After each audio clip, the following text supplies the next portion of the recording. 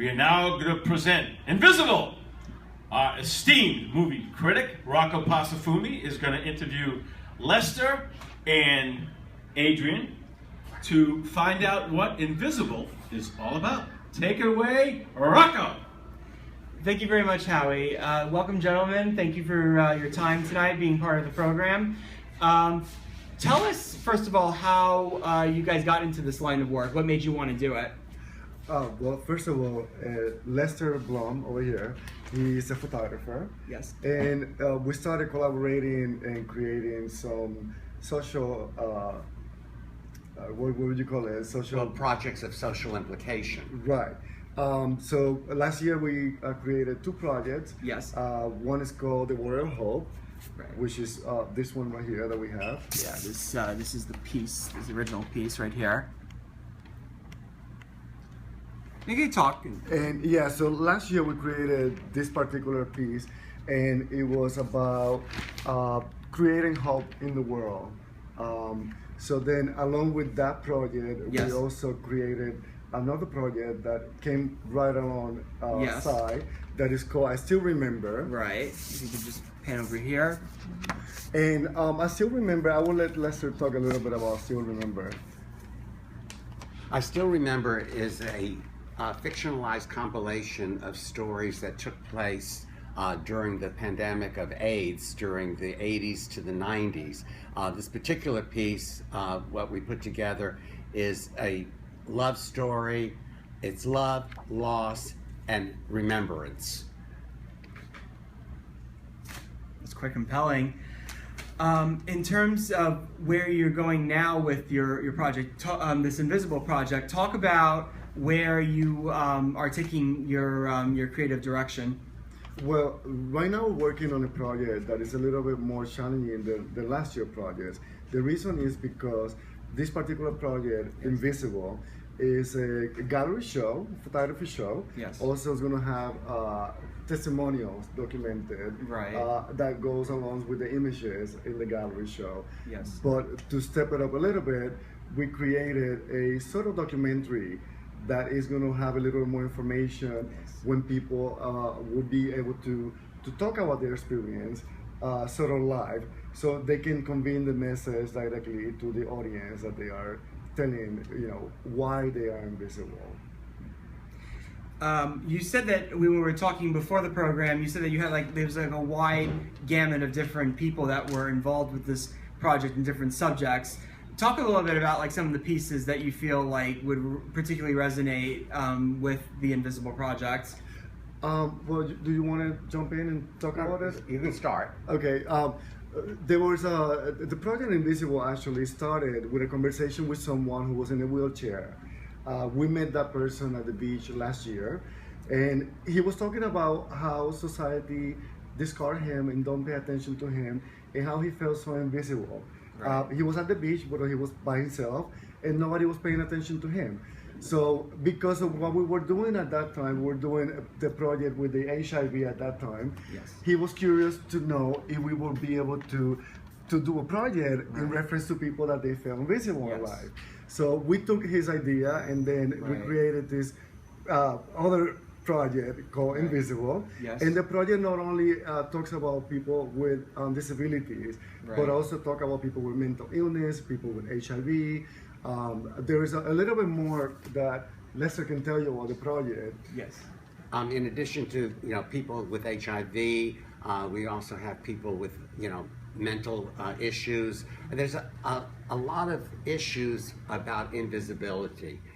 Everyone at some point in their life really suffers from feelings of invisibility. Often the causes are multifaceted. You have some common denominators. You have a lot of people that were either bullied as youth, they were abused, both mentally or physically abused. You've got sexual identity problems that cause people to be invisible. So we've tried to bring to the front with the Project Invisible people that are affected by many different causes of being invisible. But yet, by the same token, there's also glimmers of hope. which goes back to our theme, like the Warrior of Hope. There are people that we've taken their stories that offer a little shining light. One of the examples that we have is a therapy dog, which we find very interesting, because here is a creature that is supposedly not as advanced as we humans, and yet he doesn't show any hate. All he shows is love and compassion. And he works with people, older people, he works with people that are diseased, he works with pediatric cancer patients. And then the other story that's very interesting, I'll let Rios continue on that one, is... But the other story that is quite interesting to me is the story about a young, not couple, but a young, Yes. two young kids, Right. If you want to call it that way, that got together and founded this organization. It's called One Sandwich at a Time. What they do is really remarkable because they feed the homeless one sandwich at a time. So they do different events that people come and they volunteer and donate their time, Right. and they prepare 100 sandwich, 1,000 sandwich. We were just there the other day. They were Right. making 700 sandwiches, and then at the end of the night, when those sandwiches get Right. prepared, they drop the sandwiches at the shelters. So the homeless can be fed by the sandwiches. So I And think, yes, I'm I'm sorry, yeah, go ahead. And the homeless are the epitome of invisible, because we all walk by homeless. We don't want to see them. They're there, but we don't want to really see them. Yes. And so by them feeding the homeless one sandwich at a time, it helps bring them to more of a visible level. Just to interject real quick before we move on, I should note that the past pieces that they've done, I still remember in Warriors of Hope, were in publications like out in New Jersey here. They were also in the HIV magazine Pause, and also they were in A&U magazine, which is an AIDS magazine. So all that, so they've had their works transmitted to these different magazines. So in moving along, the in terms of where you're going to take this project, what are your plans in terms of where you of the outlets for how you're going to put this have people view this project? Well, right now at the moment, we the two projects, previous projects, I Right. still remember in the World of Hope. Yes. They are scheduled for different shows in the United States Yes. within the next few months to the end of the year. Right. Now, Invisible, because it's a new project, Yes. it's going to be right now, it's a schedule for Staten Island. And it's going to be there for about a month, Right. starting August 13th. Yes. It's going to be a gallery show that is going to go along with a short version of the video clips with the testimonials. We're working also into making the video because there's so many stories that we have. We Right. have about like 19 stories. Yes.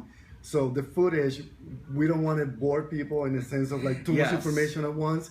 So we're creating a Right. different video that is going to be separate video, and it's going to be a little Right. bit longer Yes. than the one that is going to be at the show. That definitely is something that we could all look forward to. Absolutely. In terms of where our community is at right now, we have the Long Beach is having Long Island Pride Fest here next year, and also in light of what happened about a month ago with the Orlando Club massacre, your thoughts into how such a horrible tragedy like that is shaping your work and where it could go in the future. Well, it's actually, for me, it have reinforced the reason that we are doing this. At the beginning, we were doing this project to give an outlet to people to not to feel invisible and to be treated in society equally.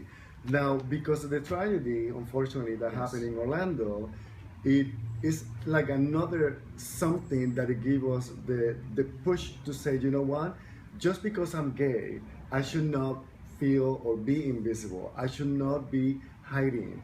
Right. What happened at the Orlando is something that Yes. our society, 3 gay people in this case, as we should not be in this planet. We should not be in this earth. We are part of society. Yes. We are not going anywhere, and we should not feel invisible. We should not feel like we have to be threatened our life because somebody else don't understand who we are, Right. or, as a person, Yes. just because we're different. That's the only thing. Do you want to add something? Sorry.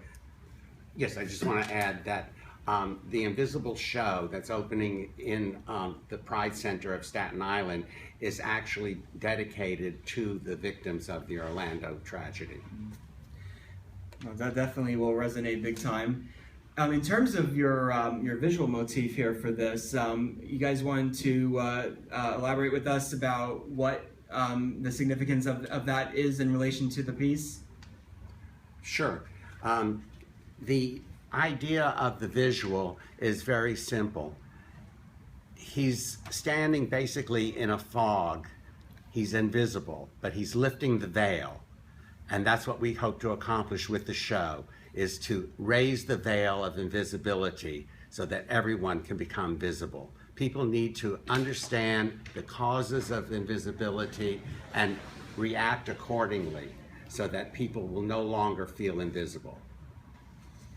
Excellent, guys. I think this is definitely, you guys have done great work here, and I think that you will, continue to do good work as your careers continue and evolve. And we wish you the best, and we hope that your projects continue to be successful and resonate with people.